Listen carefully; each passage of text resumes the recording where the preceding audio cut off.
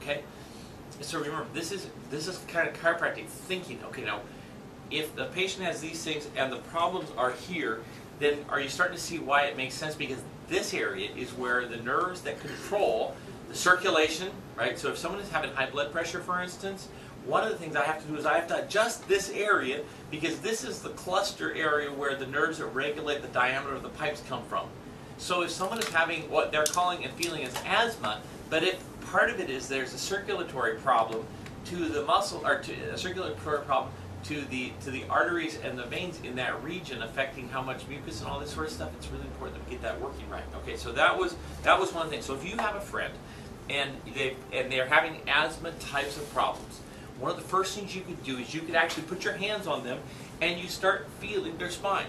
And what you're going to look at really carefully is that region. Now, it's not that simple because we just learned that the phrenic nerve is C4, right? If they have a problem in their sinus, it could be C2. So what you're going to learn when we have respiratory issues, there are several key places that I'm going to be looking at really carefully because I know they're like linchpins, right? So C2 for the sinuses.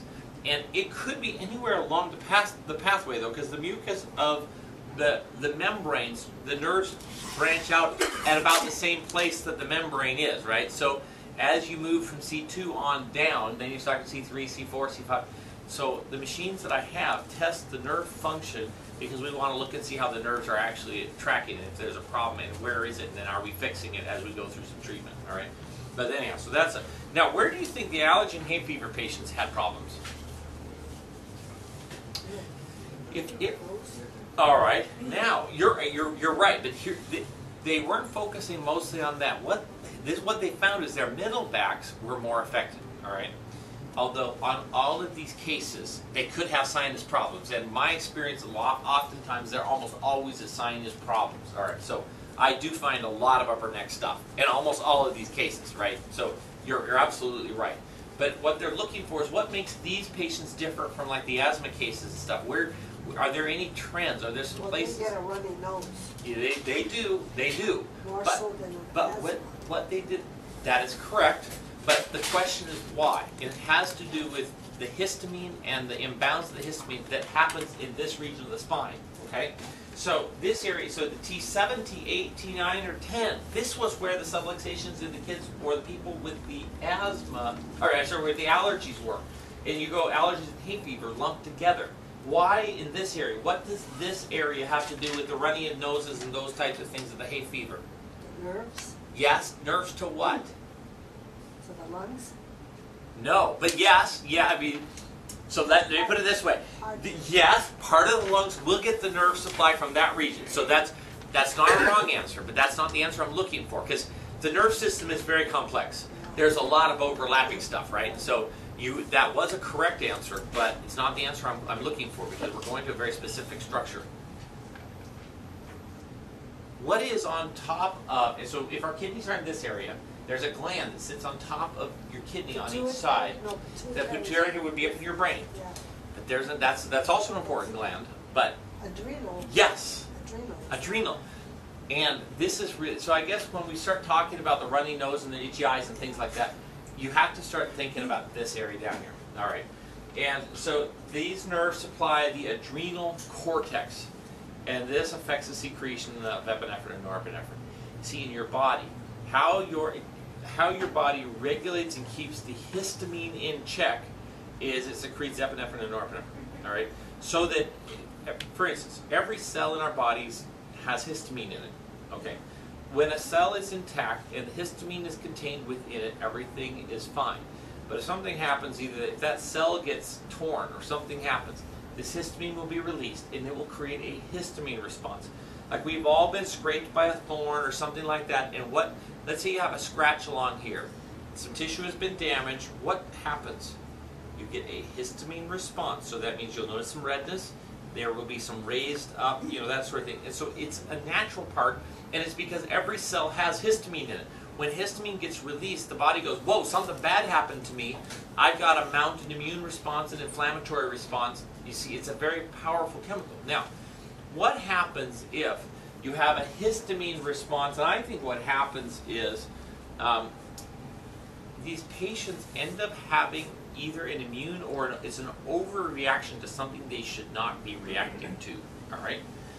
So it's like they have a histamine response to something that they shouldn't. Now, the adrenal gland should squirt out this epinephrine and norepinephrine, and it will then just quell that and say, okay, stop it, back off. But if your adrenal gland is not squirting out enough of that epinephrine and norepinephrine, it will not have the ability to turn off that histamine. So you will end up with an overactive histamine response, essentially. Okay? So that's a really important thing for us to think about. And that's the chiropractic perspective then on the nerve supply to those things. Now, is that the only thing? No. But it's an important thing, all right? Now, I've got an article here called So Long to Sinusitis, all right? Because a lot of people also have this bogginess and like a chronic stuffy nose, that sort of thing. So almost always there is a misalignment into the vertebra affecting the nerves of that upper neck, all right? But what are some other things that you could do? And so these are what I wanted to share what this article had, because I thought it was a pretty good, just kind of in summary. So dump the dairy. One of the first things you should do, if you have any sign, so this would be true of any respiratory issue, whether it is asthma, allergies, I don't care what it is. If you have anything that's affecting the mucous membranes in your body, take dairy out of there. Because those of us who are musicians, who sing, one of the first things we learn is before a performance, what do you not eat or drink? Milk. You do not eat or drink milk. The reason for that is when you drink milk, what happens to the mucus production? Mucus forms. It does. And so you say, oh. So you understand that often the solutions from a chiropractic standpoint are pretty complex. I mean, we've got to address a bunch of stuff. But it's really the right answer. It's sometimes the hard stuff is the thing that we need to do, right? It's just like exercise is not fun. But if we don't go and exercise, I mean, we got home after 10 o'clock last night from going to work out at the gym. But if we don't do that, guess what happens? I'm not walking the walk, right? So we've got to exercise, and we'll go tonight, you know. It'll be late probably, but that's the way it's going to be. So many chronic sinusitis sufferers find lasting relief after eliminating dairy from their diet. So foods like milk, cheese, and ice cream promote the production of sinus-clogging mucus. Now, we do have to watch out. So if you have chosen to eliminate dairy, watch out for some hidden dairy things in processed foods and sauces. So I try to get my patients to eat more foods that they prepare themselves and what you know is in it, sort of thing. All right. Another thing is massaging. People forget sometimes that, let's see, if you have a lot of sinus problems here, you can actually come along, and I almost tell people to try to spread apart.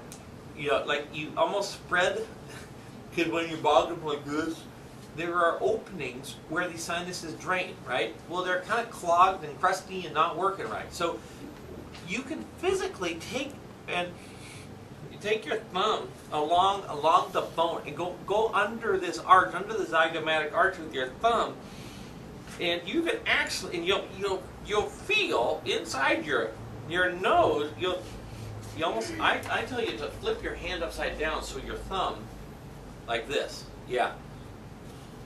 And then I go like this. You could press, but whatever you do, you press here. But this is more dramatic. It'll almost make your nose itch. It really is interesting. But let's say you're laying in bed at night and you're you're all stuffed up, you're hard to breathe. What do? Well, that's one thing you can do. The other thing is see too. I flip it upside down and they go, oh, good, because you're manually trying to open up these passages. You know what It seems to work, yeah. It does. You see that?